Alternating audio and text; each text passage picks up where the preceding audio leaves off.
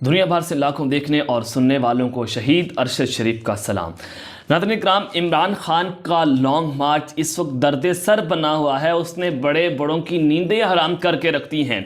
लाखों लोगों का ठाठे मारता समंदर वो अब सबको बाहर ले जाने के लिए तैयार हो चुका है और लगता यूँ है कि फैसले की डोरें जो हैं वो इमरान खान के हाथ में आ चुकी हैं।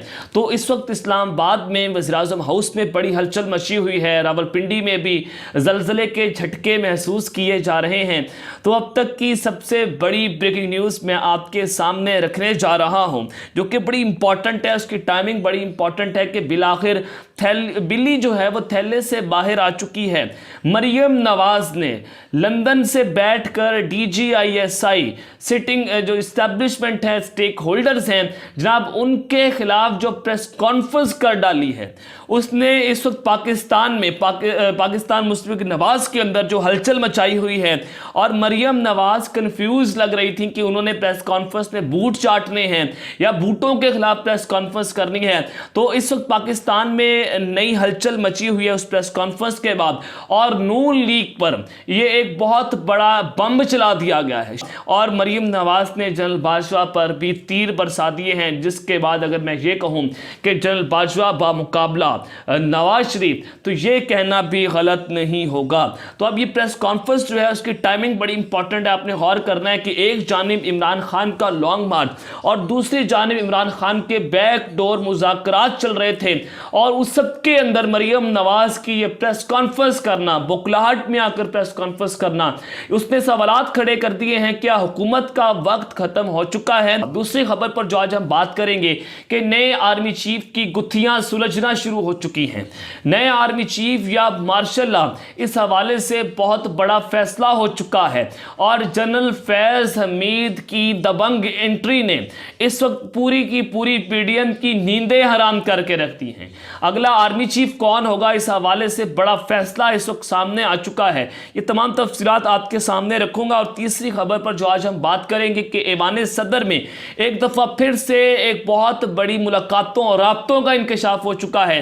पहले इमरान खान और जनरल बाजवा की यहाँ पर बड़ी मुलाकात हुई है, तो दूसरी मुलाकात यहाँ पर होना, ये राब्ते होना, उसने भी बड़ा सवाल खड़ा कर दिया है। वो राब्ते क्यों हुए हैं, उस हवाले से क्या पैगाम पहुँचाया गया है, ये तमाम तफसीलात आपके साथ शेयर हो जाएंगी। लेकिन अगर आपने चैनल को सब्सक्राइब नहीं किया, चैनल को लाजमी सब्सक्राइब कर ले, बेल आइकन को दबा दें, आने वाली तमाम तरह अपडेट्स आपकी खिदमत में बर वक्त पेश होती रहे। नाज़रीन इकराम, जो बहुत बड़ी ब्रेकिंग न्यूज़ है अब तक की कि जस्टिस आमिर फ़ारूक जो हैं उनको इस्लामाबाद हाई कोर्ट का चीफ जस्टिस तैनात कर दिया गया है, और जस्टिस अतर मिनल्ला जो कि इस्लामाबाद हाई कोर्ट के चीफ जस्टिस थे, उनको सुप्रीम कोर्ट का जज लगा दिया गया है। इस हवाले से मैंने अपनी एक जो वीलॉग है उसमें खबर दे दी थी कि यहाँ पर एक बहुत बड़ी तैनाती होगी। तो अब ये खबर जो है वो अब सामने आ चुकी है बाकायदा तौर पर। तो आप इस्लामाबाद हाई कोर्ट के नए chief justice justice Aamir Farooq होंगे। तो अब उस सबके बाद नाज़रीन इकराम, रेड जोन का अगर एरिया आपको बताऊं कि वो बहुत बड़ी तादाद में बढ़ा दिया गया है, और उस रेड जोन में 0 पॉइंट तक एरियाज बढ़ाए गए डी चौक से, और हर जगह कदम कदम पर फौज, रेंजर्स, FC के और इस्लामाबाद पुलिस के एहलकार आप देख रहे होंगे। और उस सबके बाद हुकूमत हर ऐसा इकदाम करने पर मजबूर हो चुकी है कि जनाब इमरान खान का जो लॉन्ग मार्च जो कामयाबी से आगे बढ़ता चला जा रहा है, लाखों लोगों का समंदर आज गुजरांवाला में जो इमरान खान ने जई तई फेर के रख दी है, तो उसके बाद हुकूमत जो है वो जनाब उसके लिए उसकी नींदें हराम हुई है कि हमने अब इमरान खान से निमटना कैसे है। तो फिर उसके बाद नाज़रीन इकराम, आप देख रहे हैं कि हर आधे घंटे के बाद जो वुज़रा है, हुकूमती वुज़रा, हर आधे घंटे के बाद वो अपनी प्रेस कॉन्फ्रेंस कर रहे हैं। यानी कि फ्रस्ट्रेशन का आलम आप देखेंगे इस वक्त इस्टेब्लिशमेंट और जो हुकूमत है वो किस कदर घबराई हुई है, वो किस कदर खौफजदा है इमरान खान से कि इमरान खान का अगर लॉन्ग मार्च में 200 लोग हैं या उसके लॉन्ग मार्च में 2000 लोग हैं, तो आप इस कदर घबराए क्यों हैं? आपने रेड जोन को क्यों बंद कर दिया है? आपने रेड जोन का एरिया क्यों बढ़ा दिया है? आप फौज की, रेंजर्स की जनाब वहां पर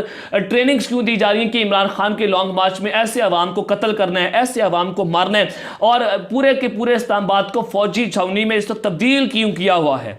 अगर इमरान खान जो है वो अगर 2000 बंदों के साथ आ रहा है तो इस कदर खौफ क्यों है पूरे के पूरे इस्लामाबाद और रावलपिंडी में? और लगता यूं है कि इमरान खान ने इनको थका थका कर मारने का फैसला कर लिया है। तो अब इमरान खान ने बड़ी समझदारी से अपने कार्ड फेंके हैं और वो कामयाबी से आगे बढ़ते चले जा रहे हैं, तो जिसके बाद इस्टेब्लिशमेंट को मजबूरन सरेंडर करना पड़ा है।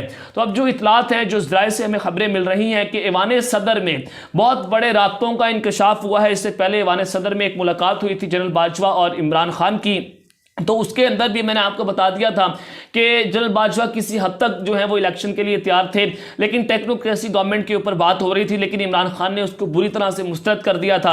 और फिर एक और मुलाकात हुई थी रेड जोन के अंदर, बताया गया था, तो उसमें जनरल बाजवा ने इमरान खान से मुबैना तौर पर बराह रास्त इलेक्शन का वादा कर लिया था। लेकिन मैंने आपको यह भी बता दिया कि नवाज शरीफ जो है वो इलेक्शन की तारीख पर नहीं मान रहे। तो अब जो नया राब्ता हुआ है अब बैकडोर चैनल्स के ऊपर, अब ये कोई इस्टेब्लिशमेंट की जानिब से राब्ता नहीं हुआ, बल्कि हुकूमत जो है उसके ऐवानों में खलबली मची हुई है, हुकूमत घबराहट का शिकार है। तो 3 अहम शख्सियात जो हैं उनका राब्ता हुआ है जनाब ऐवान सदर से। ऐवान सदर में जो राब्ते हो रहे हैं तो वो राब्ते इस वजह से किए जा रहे हैं किसी तरीके से इमरान खान का लॉन्ग मार्च है उसको इस्लामाबाद आने से रोकना है और उसको किसी ना किसी तरीके से रोका जाए। लेकिन इमरान खान साहब का जो एक ही मुतालबा है कि पहले इलेक्शन की तारीख दी जाए, फिर मुज़ाकरात हों। यानी कि मरियम नवाज की जो आज प्रेस कॉन्फ्रेंस हुई है, फौज के खिलाफ जो प्रेस कॉन्फ्रेंस हुई है, क्या इमरान खान को इलेक्शन की तारीख मिल चुकी है? क्या इमरान खान साहब अपने मिशन में कामयाब हो चुके हैं? उनका लॉन्ग मार्च कामयाब हो गया? क्योंकि लाखों लोगों का समंदर मरियम नवाज की जो प्रेस कॉन्फ्रेंस की टाइमिंग है वो भी 1 नवंबर को होना, और एक तरफ नए आर्मी चीफ की तैनाती और इमरान खान को इलेक्शन की तारीख पर बैकडोर उनके मुज़ाकरात होना, तो मरियम नवाज ने नहले पर दहला यानी कि फौज के खिलाफ इस्टेब्लिशमेंट पर प्रेशर बढ़ाने के लिए ये बहुत बड़ी प्रेस कॉन्फ्रेंस कर दी है। सबसे पहले आपने उनके प्रेस कॉन्फ्रेंस के मिनट्स देखने लिए हैं, फिर हम उसके ऊपर बात करते हैं कि अब आखिर चल क्या रहा है।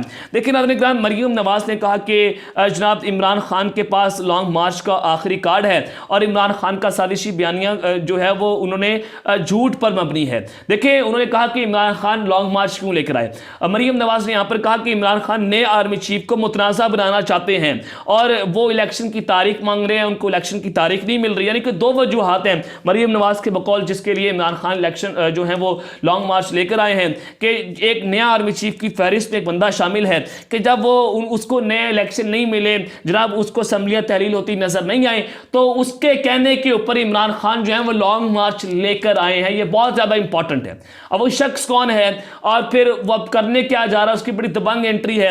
अब मैं उसके ऊपर आगे चलकर बात करता हूँ, लेकिन उन्होंने कहा कि इमरान खान का एक हदफ है कि नए आर्मी चीफ की तैनाती की अपॉइंटमेंट ना होने दे। मरियम नवाज मजीद ये कहती हैं कि इमरान खान जो हैं वो जनाब उसको पाशा जनरल ज़हीर इस्लाम जो हैं वो इनके हैंडलर्स हैं और वो उनसे अपनी गाइडलाइंस देते हैं। यानी कि जनरल शुजा पाशा DGISI रह चुके हैं, जनरल ज़हीर इस्लाम जो है वो भी DGISI रह चुके हैं।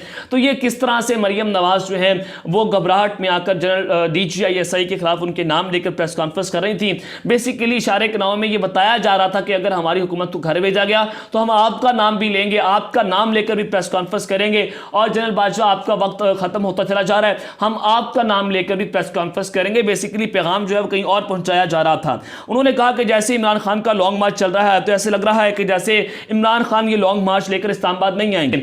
उन्होंने कहा कि इमरान खान के झूठ बेनकाब किए DGISI ने और DGISPR ने, वो इमरान खान के झूठ सामने ले आए, और उस सब के बाद उन्होंने कहा कि पहले इमरान खान जनरल बाजवा को गद्दार मीर जाफर मीर सादिक कहता था और रात के अंधेरों में जनरल बाजवा से मुलाकातें करता रहा। अब यहाँ पर नाज़रीन ये वो लोग हैं जो जनरल बाजवा को गालियां दिया करते थे। उसका बाप नवाज शरीफ जो भगोड़ा मुजरिम है वो जनाब जनरल बाजवा को कहता था कि जनरल बाजवा तुमने पूरे मुल्क में आग लगा दी है और जनरल बाजवा तुमने मेरे अच्छी भली हुकूमत को घर बेच दिया है, तुम इस मुल्क के जिम्मेदार हो, ये सारा मामला है, तुम इस हालात के जिम्मेदार हो। तो वो मरियम नवाज जो है वो आज जनरल बाजवा को जनाब डिफेंड करने मीडिया पर आई थी।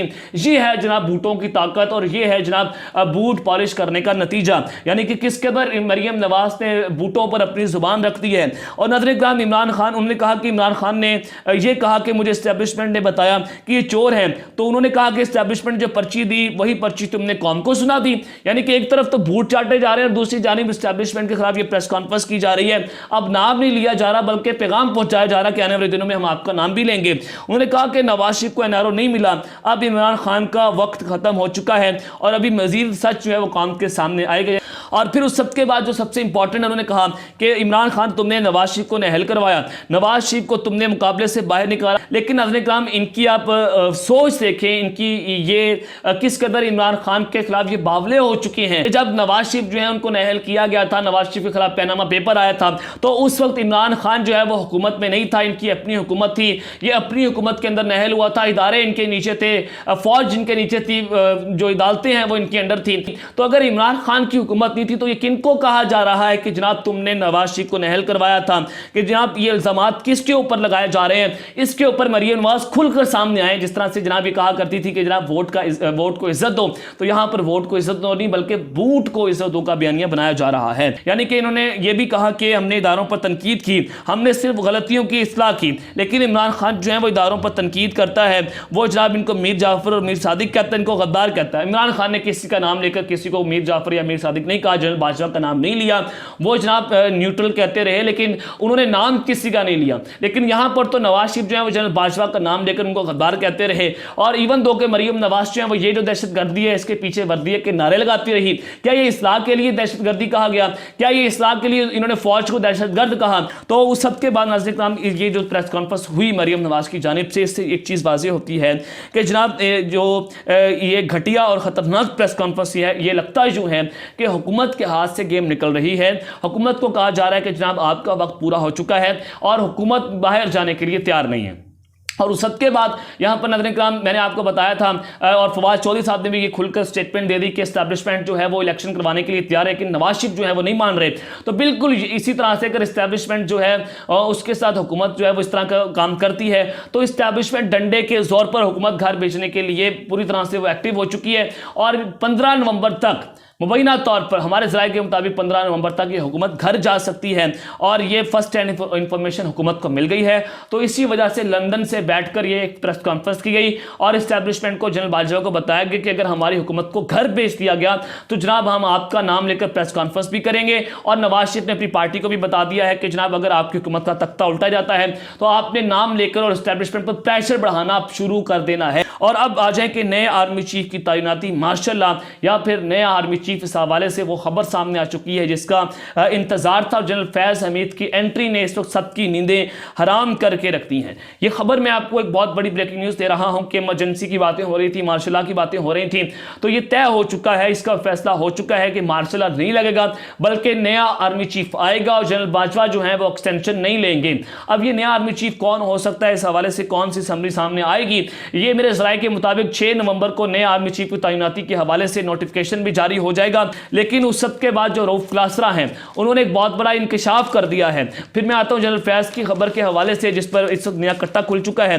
जनरल रऊफ क्लासरा साहब ने कहा है कि नए आर्मी चीफ की तकर्री के ऊपर जैसे जैसे आर्मी चीफ की समरी जो है वो मूव होगी, प्राइम मिनिस्टर ऑफिस में जाएगी, तो इमरान खान जो है वो उसी वक्त इस्लामाबाद और पिंडी के अंदर दाखिल होंगे और जनाब वो हुकूमत के ऊपर, इस्टेब्लिशमेंट के ऊपर अपना प्रेशर बढ़ा देंगे।